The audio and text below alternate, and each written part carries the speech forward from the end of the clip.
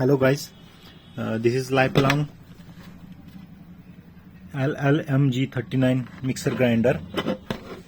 So this is the 360 view of this mixer grinder. This is 500 watt mixer grinder, but when I connected to the power meter, it was consuming around 330 watt at no load.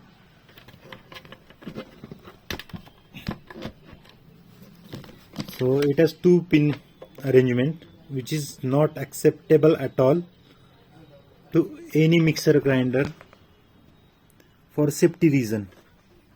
So it should have additional one ground pin with this. Instead of this, they should have add 3-pin setup to this mixer grinder.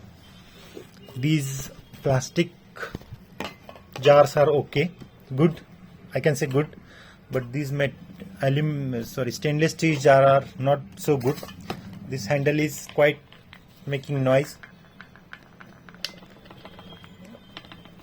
so this is not sturdy handle, so we ended up with some breakage after few days. Okay, these bases are plastic bases, not any metal bases, so you should keep them away from any heat.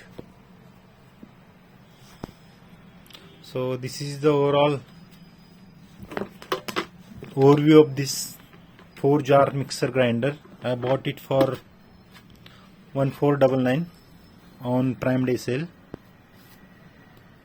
There is zero saving, I guess, on Prime Days, because its current price is 1599. Thank you.